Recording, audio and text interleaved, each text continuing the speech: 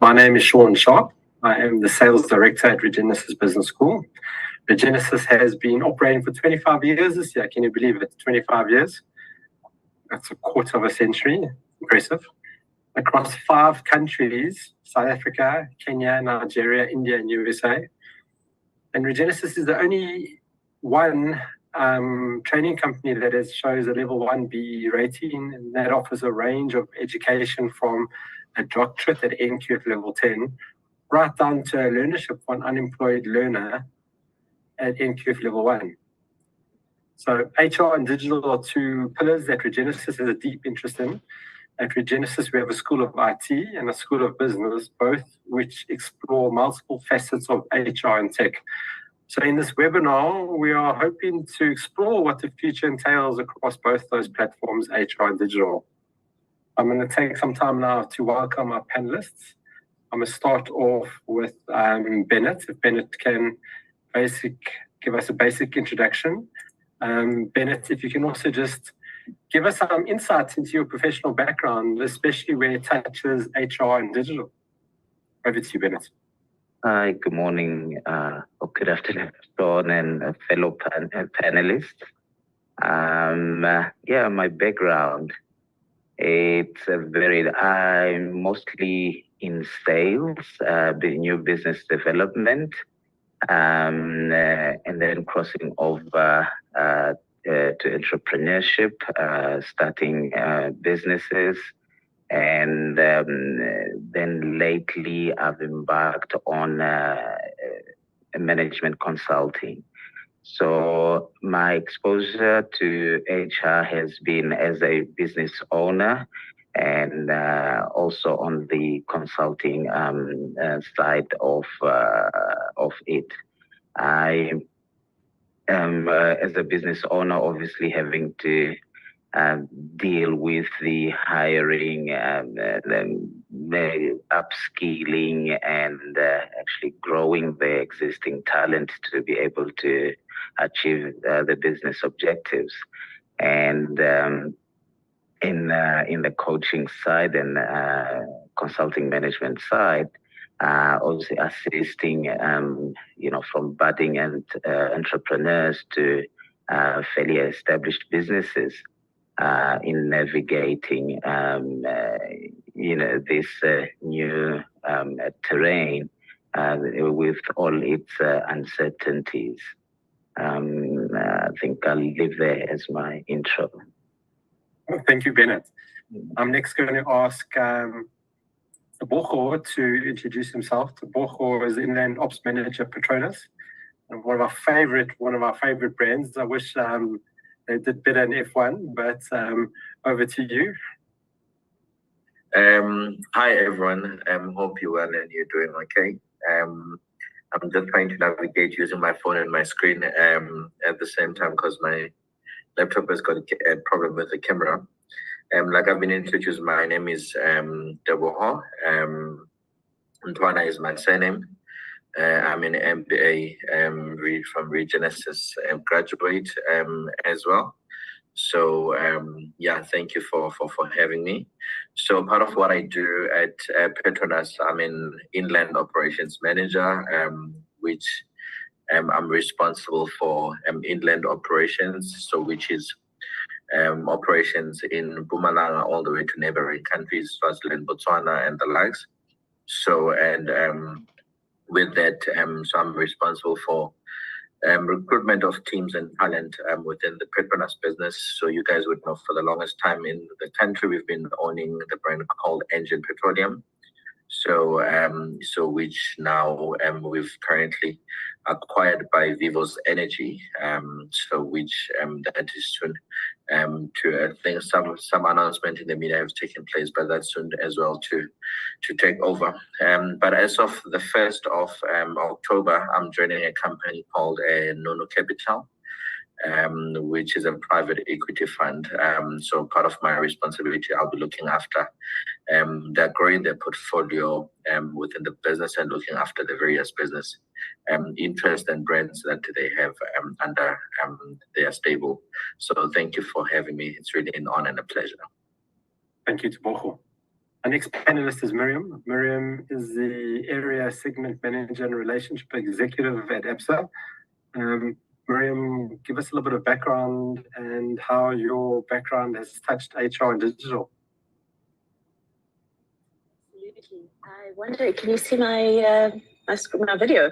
I'm trying to project it. It's blank for now.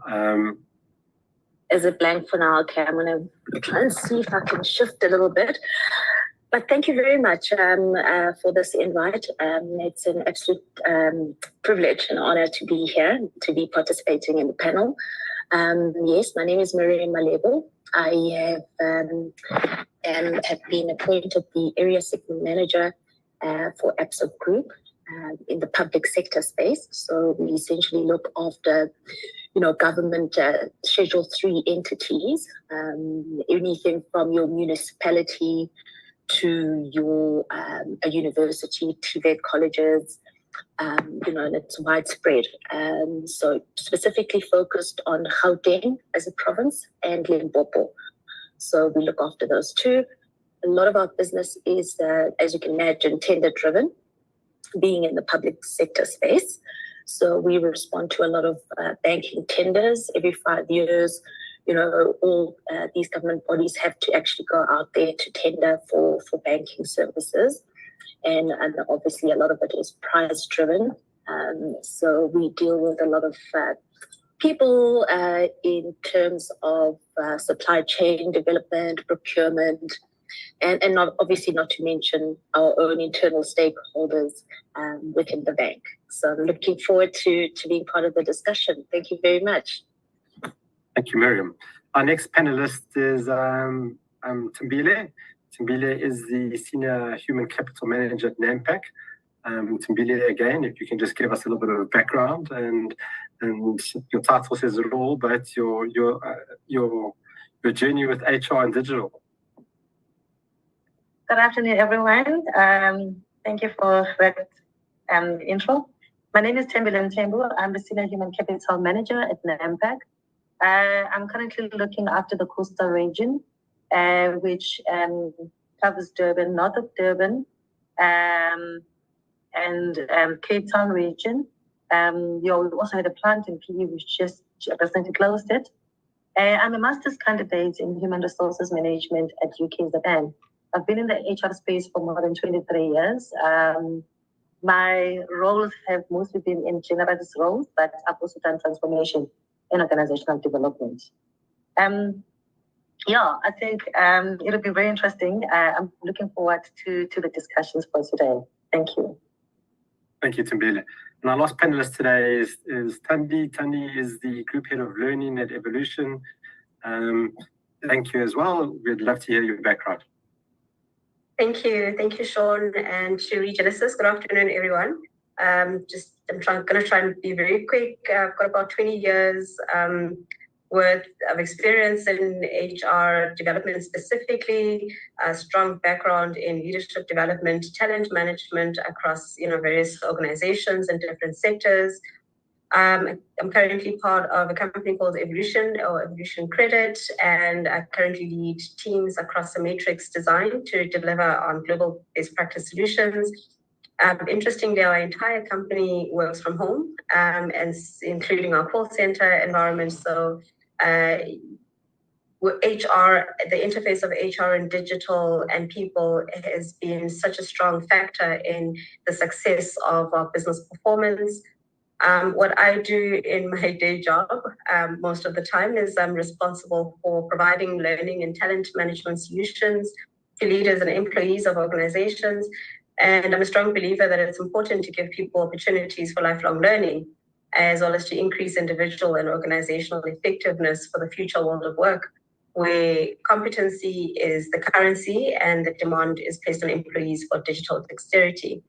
And so I'm excited to be part of what I hope will be a fulfilling and interesting conversation. Thank you. Thank you, Thandi. I think where I'm going to start off with, I've got a fantastic article published by the online magazine called HR Futures, talking about digital transformation in HR. And the quote goes saying like this: HR needs companies to navigate through the technological changes in the business world. The role of HR has changed over time, but it's still a critical part of an organization. In fact, many companies have found that the HR departments are more important even now, as they provide essential services to support staff throughout the stages of their careers, from hiring through to retirement. As businesses grow and evolve, however, so do the effective talent management strategies that keep up with the changes in technology, and especially with workforce demographics, market conditions, and more. So I think that pretty much sums up where we are in the HR segment in terms of digital transformation. So I've got a range of questions. I'm going to start off with a nice simple one, and I'm going to start off with Thembile. How has the role of business leader evolved in the digital age, and what are the essential skills needed for them to succeed? I think generally, as you know, with the changes, especially after COVID, we learned new ways of working, which is talking to the fourth industrial revolution, and ensuring that we align ourselves with the changes that are happening. It was a shock for most companies when we had COVID, people adapting into new ways of working, the virtual learning and all that. And most organizations, it depended on how fast you can actually adapt on the new environment, which means change of working ways, and also discovering that actually not everyone needs to be at the office. You know, it was a new discovery for most people. And that actually ignited a lot of change in human capital, in how we respond to these changes. So with that, also, it talks to what jobs do we need in future in terms of organizational development? Do we still need people to come into offices just to be stationed in the desk? Or we can actually start adapting into remote work, you know, which is very critical. And also, it talks to work-life balance. Because we've got a diversity of workforce, which we need to actually incorporate in our workspace. So at this stage, this is where I'm going to stop, in my view. But I'm still willing to engage with my fellow panelists. Thank you. What I'm going to do, I'm going to ask the next question to Thandi, because you have mentioned that your entire office works from home. So while some of us sit there with fear of having our staff sitting at the office all day, at home all day long, some companies have really embraced this. So I'll be very interested to find out a couple of things. And the first question I have for you is, in the world of remote work and virtual teams, how can leaders effectively build trust among their groups? And then I'm also going to ask you a question, how do you create rapport with team members in a remote hybrid work environment? Yeah, to be honest, there is no silver bullet, and there is no one size fits all. You know, you gotta understand your business. Your there's a word now that it just escapes me, but you need to understand how your operating model as a business, your strategy as an organization, what your culture is, because all of those become factors that influence the kind of decision that you're going to make ultimately when you choose how your people are going to work, and the way that they're going to deliver their work, whether it's going to be in person, on site, or whether that's going to be virtually led.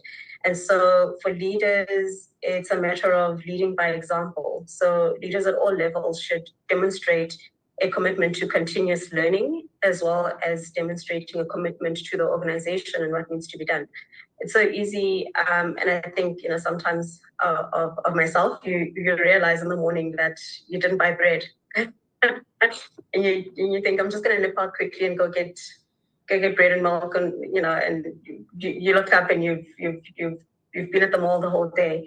And so it's important that everybody, especially with leaders leading by example, understanding that we all have a job to do and we all have delivery, and therefore instilling that trust. Personally, for me and my team, it is also saying to them continuously that life happens. I get that. life happens. Sometimes you do need to pop out and get bread. Sometimes you do need to, you have an emergency with your children, and it's something that you can quickly get out, get back in. And it's okay, life happens, but we need to be consistent in the way that we deliver and how we do what we need to do for our organization. Because when time and your presence is no longer the currency, but your delivery becomes the currency, then that's when the chips matter. And also it starts to highlight, or rather amplify, where there's a performance gap with people.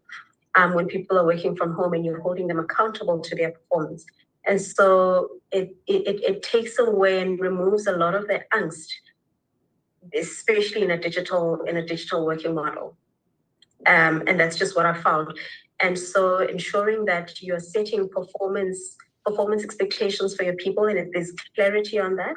There's clarity on what needs to be delivered on, as well as the way that you measure performance should be objective, should be based on the performance criteria, but should also be based on the capability of the individuals that you're measuring. Okay, so what I'm hearing is I quite like the phrase delivery becomes the currency. I think output-based management on a hybrid model definitely works. Can you expand on one of the challenges that I've seen in the industry is, yes, companies can put hybrid-based models with a big output base, but a lot of companies talk about losing culture and rapport with team members. I mean, how do you, in this digital age, and I think it's a great example of HR and digital, how do you, as in your company, how do you fix those challenges? Yeah. Very quickly, and I don't want to take away from my other panelists. In our organization, we have what is called social capital initiatives, right? It's part of our HR delivery strategy, and we've got a budget that supports that. So each native team, as well as cross-function teams, could be project-based, could be for whatever reason. We encourage that, and we actually back it up by providing these teams and individuals with a budget to be able to do that. And so these things happen digitally, these things remotely, these things also happen in person. So again, there's a lot of examples that sit in our organization, but just in my team, on a monthly basis, we will have something really cool, weird, and wonderful, like instead of moving our team meeting from, having it in the morning in that 1 week in a month, we'll have it in the afternoon, and it's over juice or wine or coffee or whatever, whatever your thing is. But it allows all of us to remove ourselves, not entirely, but just to proverbially put your head down and have a conversation with people and connect with them. As well as, sometimes it's small little gifts. So I have team members sitting all across the country, and so I'll do a net florist gift to them and say, I'm thinking of you. Thanks for slugging it out this past month. I know it's been difficult. Here's a pot plant of flowers or something really small and weird and wonderful. But that's also recognizing and seeing people where they are, as opposed to waiting an entire year or a quarter or whenever you want to do a performance-based review, but to also say, I see you as my team player. And then, once or twice a year we get together, or quarterly often we get together, have a breakfast or a dinner or a lunch. And it's one of those things that help us really connect with each other without spreadsheets in the way, without a meeting for a customer, for an internal client or whoever. It just removes all of these. You're not a number. I see you as a person, and I see you as an individual. We've got work to do without a doubt, but I also recognize you. And that's what I think one of the biggest opportunities lies with leaders who operate in an environment that is highly digital based. But it has its challenges. And so we want to amplify the opportunities that we've got and take advantage of those opportunities and work within our organization for solutions that help us eradicate and minimize these challenges. Oh, thank you. Simbele? Thank you, Sean. If I can just come in there also. I think also the change that we have actually embraced has actually helped us in a lot of cost saving. previously, everyone would think that in order for you to do your plant visits, you have to be there physically, And right now with technology, we are able to actually connect with everyone in the world, and that actually improves even web teams, and it gives us in terms of traveling also that's a reduced time in terms of travel. You spend more time with your families, and also be able to interact with all your team members or your teammates, wherever they are. And it has actually taken out also the silo mentality in that this is how we do things. Because if you work in different plants, there's a culture that is, embraced in the plant.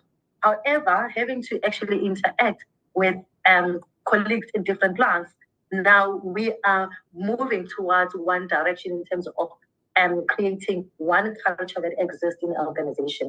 So there are a lot of benefits with what is happening now, which is making us human capital to be always agile in how we do things, and making sure that there's continuous learning. People are now forced to actually learn the technology, because this is the technology that is here to stay, and we need to actually keep innovative in whatever that we do. Yeah, thank you. Thank you. I'm going to pivot that question off to Bennett. As MD of your group, how do you feel about the cost-saving potential gain of having staff work from home compared to the potential risk of low performance? Thanks, Sean. Obviously, what happened there, especially COVID, was a catalyst to it, where many leaders started to accept that maybe some of the workforces will work remotely, will be comfortable in working remotely. And that was whether to save on office space, salaries, for instance, depending on where you're based. If you're based in urban areas, your salary range are usually higher than remote or those outlying areas.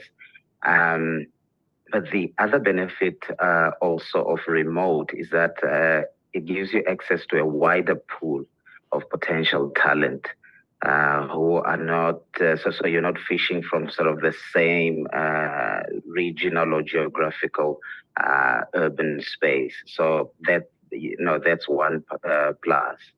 And then when it comes to performance, I think that we sort of grappled or battled with the concept. The previous concept was how we measure the traditional way of measuring performance. It's a bit different to when now we're moving remote or even hybrid, in that it's not about inputs. It's not about the number of hours that you put in, but it's more about the results that you achieve. And as a manager, you shouldn't push people to work longer hours. You should actually try to push people to achieve more results.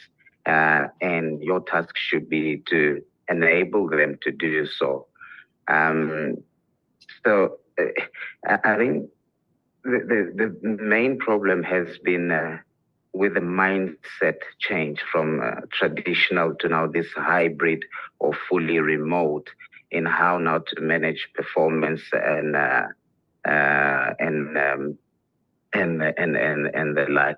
But the other one, which is cropping up more and more, there's this sort of notion that says remote does not mean working from home.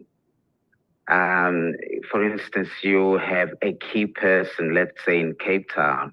That specific person is working remote because you're probably based in Johannesburg, but that person says, I don't want to work from home. I want to work from a specific sort of place, but they are still remote to you, being that you are based in Johannesburg. So there's that sort of concept as well. Yeah, perfect. Tebogo's got his hand up. I'm going to come back to Miriam now, because I'd love to hear what ABSA's policy is on remote working, seeing they've got to man stores and branches. But Tebogo, you got a question? Yeah, I think for me it was more to agree with Tembile, because I know that particularly as a business, since the introduction of remote working, we've saved close to about 18 million a year in terms of workspace expense that would definitely carry out throughout the years, which obviously that has given us an opportunity to rechannel that obviously onto our operations and to contribute mainly into expanding and growing our business. But I must say it has really had its own culture as well, especially from an employee engagement and well-being, particularly because it has something that I have seen that has really given us the challenge, and it has also kind of altered our company culture as well, which is something that I think we really need to try to actually be able to learn and still be able to overcome. So it really has its own pros and cons for that. I think it might work for certain brands, it might not work for some, because with us, it's not every business within our stable that is able to work remotely. There's businesses that still need to be maintaining, being on site and being operational mostly. And when they look at the ones that are working from home, and it's like, no, but we are putting more work and they just sitting. So this has really, created dynamics as well. So therefore, I think hence it's important. I think, I appreciate interactions like this because we get to learn from each other, and most importantly, find a way of maybe finding a solution that could actually work for us and maybe some of the viewers that are at home. Thank you, Tebogo. Miriam, in a big corporate like ABSA that's very customer facing and customer centric, how has this approach worked for your group? Yeah, no, thanks for that, Sean. And I really echo all the words of my fellow panelists. So it's been slightly different with the bank. The conversation more and more is that we would like to see our people back at work. We would like to see the human touch back again. We still obviously are, accepting the hybrid model. I mean, that's the future. That's the way the world is going. But, we've been tracking since COVID how staff has actually been reacting to working from home. And it's, we take it for granted and it's not really for everybody. We've had an increase in the number of cases of mental health issues. We've got an internal staffing support program called iCares, and more some of our staff are actually making use of those programs. And when we delve deeper into it, we managed to find that there are instances where staff members feel isolated. We're not all in this. We don't have all the same circumstances. Some people live alone, perhaps, and that coming into the office is a way for them to interact with people and the team and increase their morale. Right in the beginning of COVID, we also saw that people were burning out literally because there was this concept that we called, living at work, because that's what it was. You basically, woke up in the morning, switched on your laptop, and you had your breakfast while you were busy in a Teams meeting, and then immediately thereafter there's another Teams meeting. So there was never this gap of, okay, I'm going to take a break, I'm going to walk to the water cooler, I'm going to have a chat over coffee in the canteen with a mate. So I think we need to also guard against, just focusing too much on remote working. We're still human beings at the end of the day, and we also need to understand and support our staff as well. You do get staff that is absolutely more productive, remotely, and that should be encouraged. But we must also, as leaders, pay close attention to those staff members who perhaps aren't, as lucky to kind of be in that environment as well. So yeah. If I can come in short, this is very interesting. I like Miriam's view because it talks to the role of HR in this, which tells us that also in our talent acquisition, when you're recruiting, you need to look at the caliber of people that you're bringing in. You need to have a mix of both, where you have people that prefer to work from home, so that flexibility in our policies must exist in making sure that you have a diversity in your team, in allowing people that want to have that flexibility to work remotely and those that would prefer to actually come and be stationed at the office. But what this has done is also has actually improved, I would say, empowered employees, and also it has actually forced organizations to improve their processes, because you need to have the integration of, if I need to work remotely, I'm able to do everything other than having to come to the office, which means everything is digitized. So I can do everything from where I am to actually get to the end process, which then talks to how we actually encourage continuous learning, but at the same time, not taking the human touch, which is why then we need to have a combination of both in making sure that we do not lose ourselves. That just was my contribution on that. Thanks, Miriam, for bringing that as well. Yeah, thank you, Miriam and Thembile. I'm going to ask you a question, Thembile, based on that. Regenesis is busy developing a course called Generational Management. Old people like me need to look after young Gen Zs coming into organizations that have got a very different philosophy in their working conditions. I mean, when I grew up, you talk about talent development as being one of the key drivers for the future growth of HR. Are you finding that the new generation have some of these new generation staff, their working careers started in COVID. They started in a world of a hybrid approach. They started with Teams meetings instead of face-to-face meetings. I don't think they've ever made their boss coffee in a day in their life because they've never been around their boss to make them a coffee. So how has this impacted your talent development recruitment process? I think it starts with the maturity of business leaders. So we're talking leader manager effectiveness, because here there will be the traditional approach where you expect someone to be at the office. But the question is there a need for that? Or it's just the change that needs to happen? I'm talking about the mentality that is actually created. So that's why I'm talking about business leaders in terms of maturity. That also talks to change management initiatives that need to be employed, with having to cultivate the culture of accountability and taking responsibility. If you work remotely, you are accountable. Meaning, as a business leader, I have an expectation that this is what is expected in terms of the delivery, and you need to take accountability of that. I'm not managing your time as in where are you and so forth. I'm actually expected in the outcome. And also moving away of expecting someone to be sitting at the office and looking at what time the person comes in and what time do they leave. It's all about managing the output, which must be critical, which is different because you need to understand the operation that you're working in as well. If you operate a machine, obviously you have to be physically there.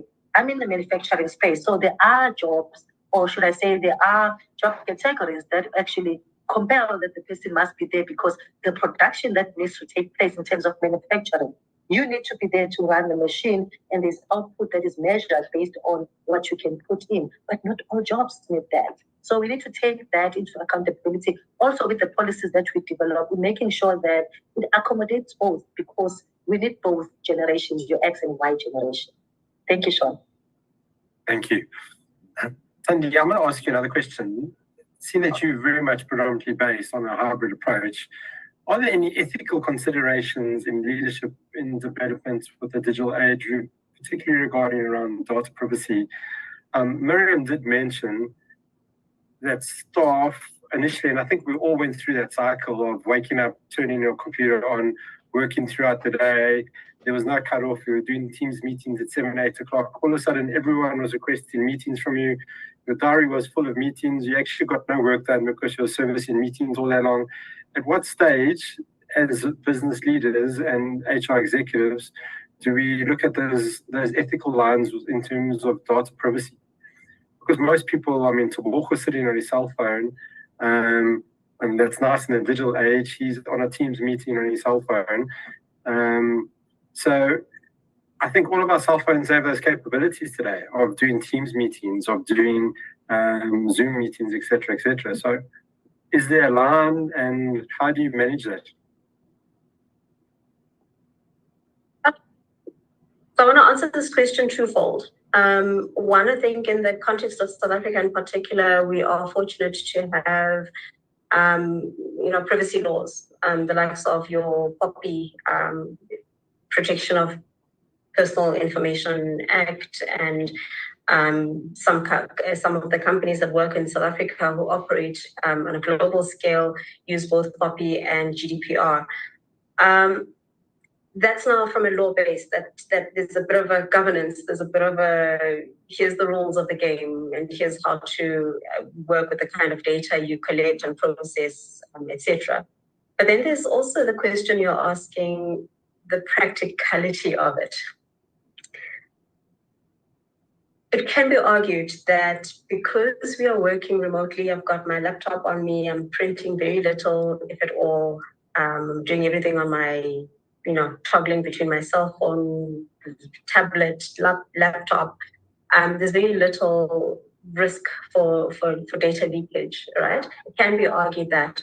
The reality is, especially, let's start with us as HR colleagues. There's a lot of employee personal information that we deal with. It's a symptom of the job. And so it's, you've got so much information on a single person. It's insane sometimes. Do we work with the context of informed consent? So I know with some of my colleagues who work in recruitment, having been recruited about a year ago as well with another company, there's tons of forms that I'm filling, and I'm giving consent to this organization for collecting different types of data on me, etc. But I'm trusting as well that this organization is going to do the right thing with my data and my information, right? And it's not going to go flying all over the place. And so there is something that goes beyond. So you've got the regulation that says here's how to treat data, and especially personal data. But then there's also company policies, and I think there's a lot of power that company policies can play in ensuring the balance between what regulation says as well as what happens in practice within the confines of the organization, and how we deal with that. So what happens when I have written something in my little notebook, and as slightly older people, we still write things down. So what happens when I've written down that I need to check on this person's salary or this person's qualification, what have you? And this book ends up in the wrong hands, even in my own home. There's very little of that governs what happens in that perspective.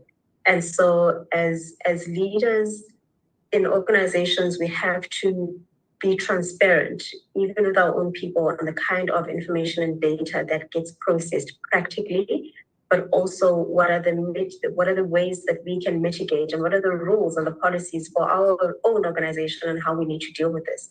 And so we acknowledge that, I acknowledge that sometimes I will write, I need to check up on Tandi's results for XYZ course.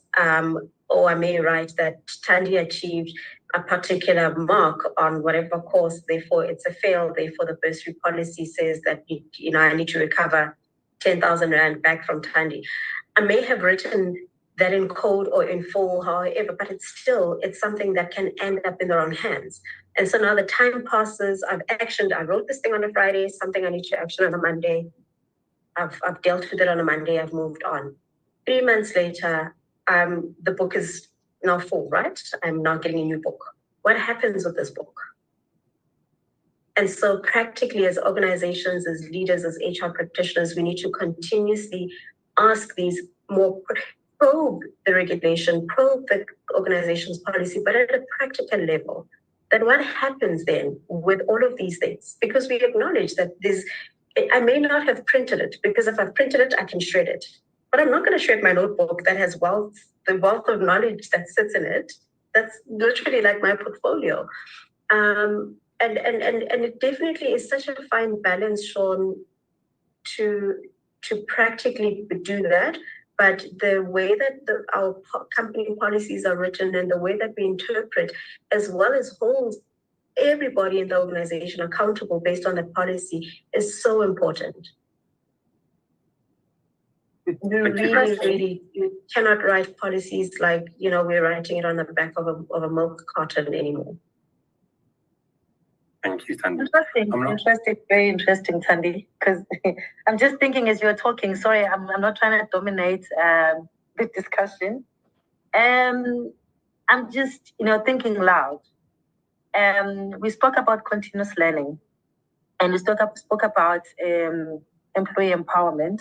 We spoke about improving our processes, internal processes and systems. I can talk about currently what is happening at NAMPAC. Our employees are able to update their details on the system, because people use smartphones, people use cell phones.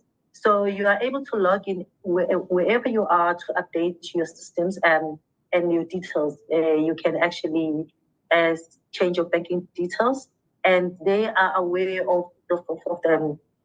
The system opens, people can actually log in and update whatever that they need to update.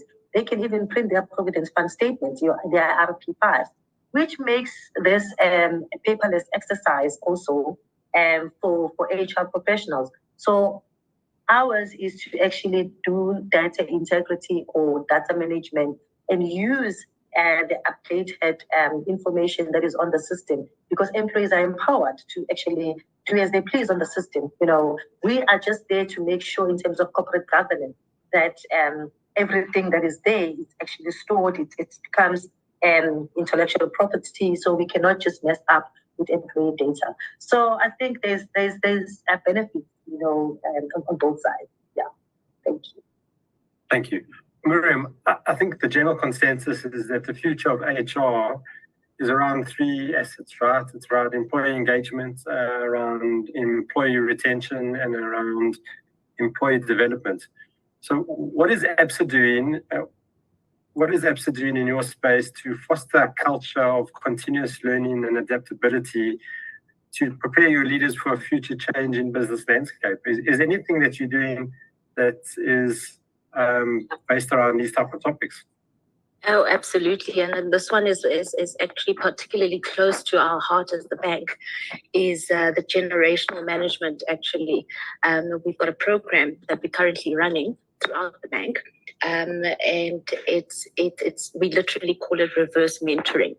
So we know, that the entrants to the market are getting younger and younger. And, when you're in a room full of people, when you ask who's a baby boomer in this room, there are fewer and fewer hands that go up. More hands are now the Gen Zs and the millennials, so, and with the reverse mentoring program, it's actually these youngsters that are coming into the bank that are becoming the mentors to their seniors. So you find guys that are 2-3 levels above, the interns that come into the bank every year. But it's those interns that actually are the ones that are imparting, knowledge on the future of banking, on better ways of doing things, on innovations, and you start empowering people beyond, just looking at somebody who's older as if they're more experienced. The world is changing, and the experiences we had yesterday are certainly not going to be experiences we're going to use necessarily tomorrow. So yeah, a big part of the bank is focused on that intergenerational sharing of skills. I like that reverse mentoring, and I think that's quite an interesting topic. I would like to see more organizations applying that, utilizing those digital skills from the youth and impacting it in some organizations. Bennett, how do you feel about that? There is actually something that I'm involved with at the place where I'm consulting now. It's MAN Energy Solutions. It's a German multinational, about 250 years old, with obviously headquartered in Germany, but branches all over the world. So they actually do have this mentoring program in place. And because obviously of this digital space, it allows cross mentoring between even geographies. So you find someone actually close, someone higher up in Germany mentoring, someone in South Africa. And yes, as Miriam said, you find that this mentoring is not a one-way street. So you have the older, obviously, imparting, the unwritten ground rules, the shared organization, the processes, and all of this.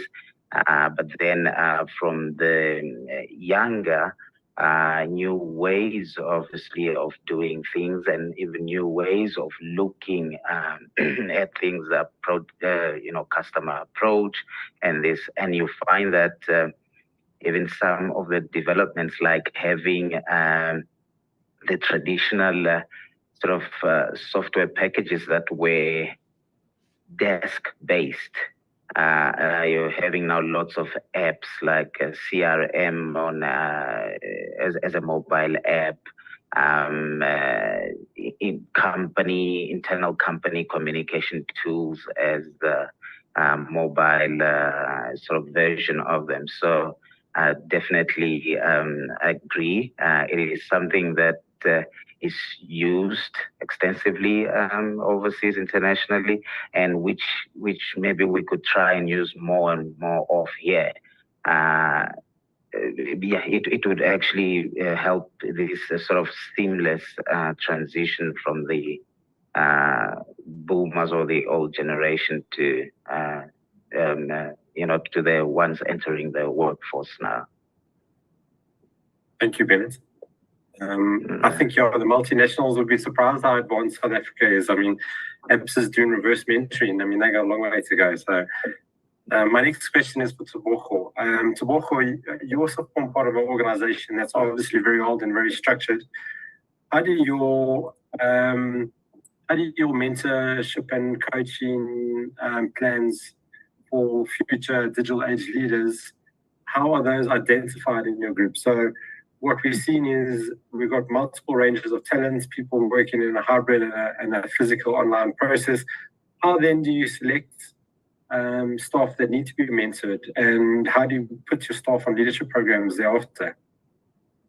Okay, particularly, I mean, with that, within our business, we've got a mentorship opportunity or platform. And there's a program that we have, which is an executive management preparation program, where we can take up, from your graduates, that are within our graduate placement program, to actually already prepare them for our working environment, and those that are within the working environment, take them through our management preparation program. So with that, we've got a range of designed assessment that they need to go through.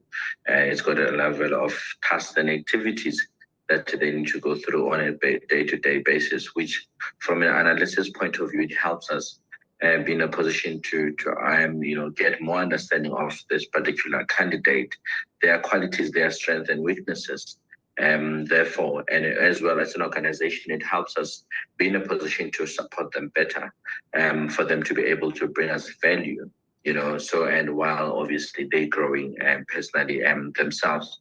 We've seen that over the years it has really have worked, and it has really helped us retain some of the skills and talent that we have, because with that, on the various platforms that we have, including our internal newsletters, we've shared the journeys of some success stories as to where they've started and how they've grown, and where they are in the business. So which obviously with that I think it has created an open environment where it showcases, opportunities for those that are interested to say there is growth opportunity.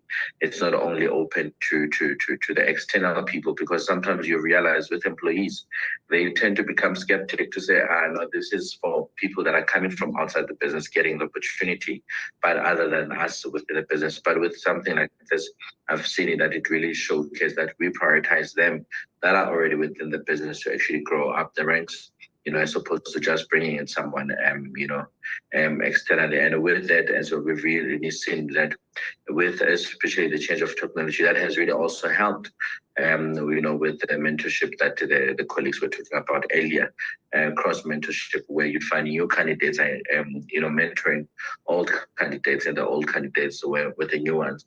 And what I've realized as well, because of that, it's something that obviously has created a trend that as well, obviously as an organization, it helps us get feedback from both parties so that we know to say in terms of what is the need within the organization and how can we better improve, offering, or what could we actually introduce that will be beneficial to them. So we've seen that it has really worked.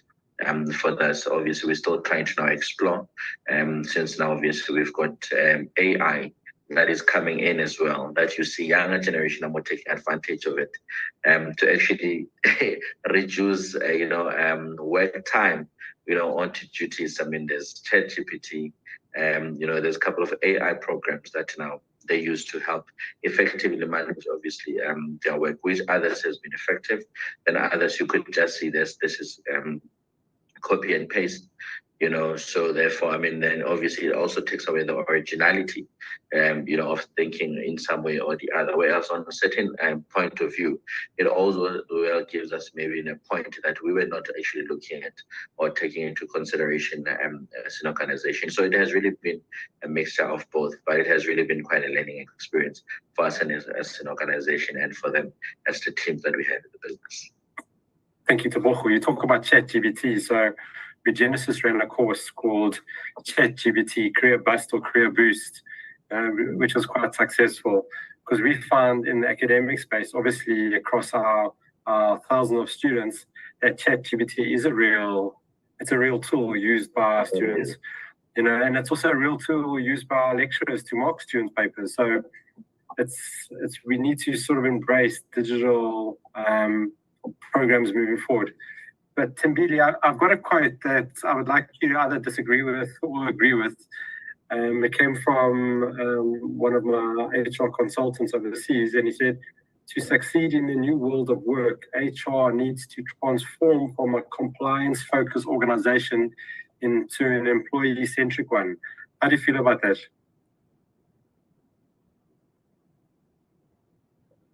We have a level of responsibility in terms of making sure that there is compliance in terms of having our policies and what it entails. But at the same time, there has to be a shift in more employee-centric, in what works for our employees. How do we simplify some of the policies to actually accommodate everyone in the organization, as opposed to having rigid policies, or should I say way of doing things that is actually streamlined into actually one group. So the challenge is on us as HR professionals to ensure that how do we adapt, how do we actually become more innovative in ensuring that we listen more to our employees to make life simpler for them, and also how do we make the future of work to be more aligned into what works for our employees. Yeah, thanks. Perfect, thank you. I know I'm a bit conscious of time. I've got a couple more questions. My next questions go to Thandi. What are the most important leadership skills for the digital age, especially in your organization when it's based on a hybrid approach?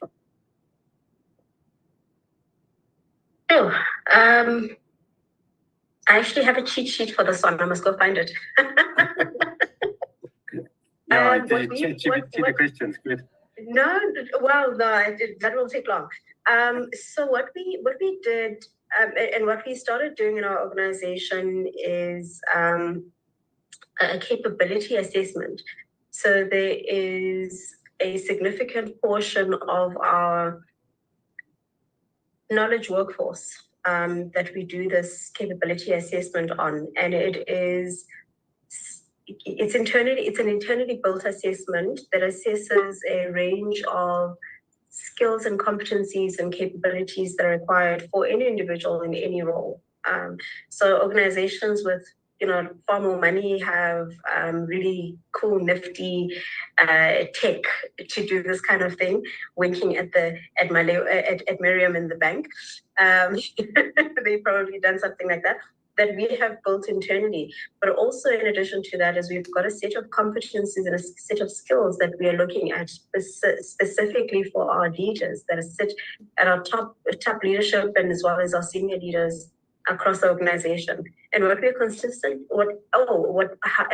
what we've done with identifying and creating the list is really cutting that into who we are as an organization. What do we value? It's all great and well to have a set of skills, but what do we actually value as an organization? In our organization, we value a lot of things around, being digitally literate, so to speak, the adaptability, things like emotional intelligence, communication, data analysis, innovation, and collaboration, which we do really well on. We've got a collaboration app that literally we run all of our projects and programs on. But more than anything, what we value in our organization is execution. So you need to be able to get stuff done. In and amongst all of that. So the ability to get things done supersedes what you will do when you are digitally literate. Getting things done means that you're able, in a way, to be more adaptable to the changing nature of your own job and the environment that we have in the organization. Getting things done also for us, when what we value is that we don't want you or anyone in the organization to leave skeletons behind you. And so get it done in an emotionally aware manner. Get it done because you're understanding that you're using human resources as well as other types of resources, but do not leave skeletons behind. We don't necessarily want you to be liked, but we also don't want you to be the most hated person in the organization because of the single project. And so we have those, and we've articulated these capabilities, we've articulated these competencies, but they also sit as part of the KPIs and part of the performance measure within our organization, that yes, you've got the what done, but how did you get it done? And that's also very important in our organization in the way that we want to sustain ourselves. Thank you. I'm going to start doing a roll-up of our opinions.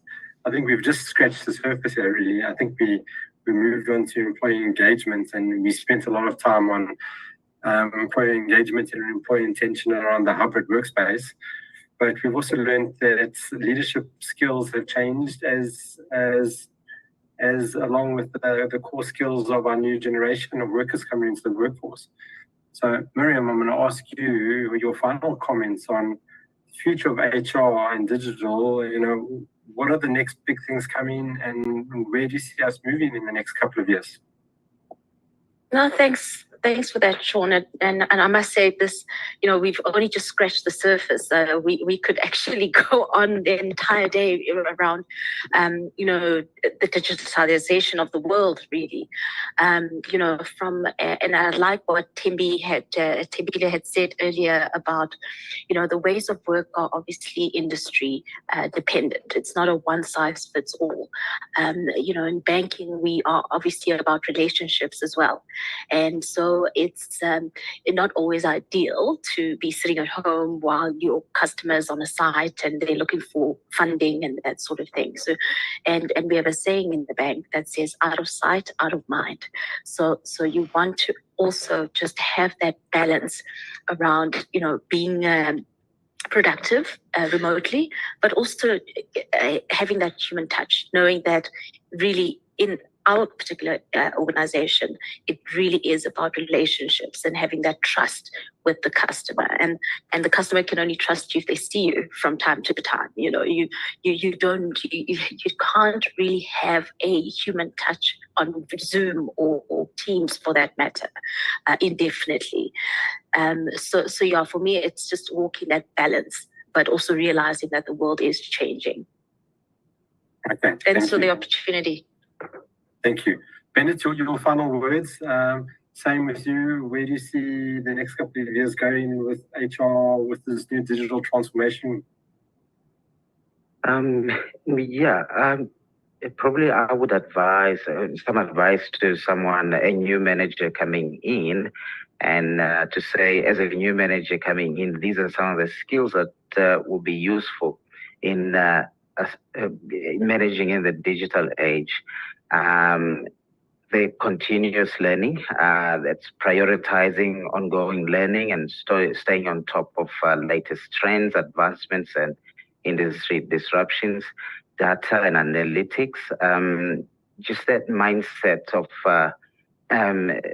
knowing that decisions are data driven, and also encouraging your teams to collect customer research, analyze data to identify patterns, gain insights that would help in driving strategic initiatives. Adaptability and experimentation, foster an environment where employees are empowered to take risks, try new ideas, learn from mistakes, rather than seeing experimentation as a potential for failure. The iteration and experimentation, helps grow innovation, and the customer-facing innovation side of things. Take so much feedback from customers and co-create solutions with your customers. And finally, in the digital age, it's all about effective communication and collaboration. Before, in the past, we were all in sort of isolated offices and cubicles and this, but now it's about communication and collaboration with the whole team, either in hybrid situations or remote situations. I believe those are some of the skills that would help you in this digital sort of space. Thank you. A lot of the skills you mentioned, we didn't even touch base on today. Just shows that we've got so much more work to do here. So thank you for your time, Bennett. Tebogo, your last words. Okay, Bennett, as Bennett has mentioned, HR analytics and data-driven decision making is something that I think is going to be growing rapidly, and HR in particular will need to rely on. Then second point for me, it's AI and automation in HR processes, where obviously artificial intelligence and automation will be streamlining HR processes, which is currently happening to somewhat, which includes resume screening, interview scheduling, onboarding, chatbots, virtual assistants, enhancement, employees service. And these are some of the things I think that are actually already taking place, and which the future is actually going there. And we cannot shy away from digital learning and development, which I think, Regenesis somewhat has really been spearheading in regards to that, especially since COVID. And I think more than anything, and I think the last point I want to touch on cybersecurity. With the increasing of digitalization of HR data, there will be heightened focus on cybersecurity measures to protect, sensitive employee information, and obviously hacking, as well. And now obviously certain companies, including ours, we've got things like augmented and virtual reality, which is definitely an area that is actually heading for. So I think more than anything, it's for companies and brands to really adapt to this change and embrace it, because it's the future that we head into. And really, I've always said people are worried that technology will replace jobs, or particularly AI.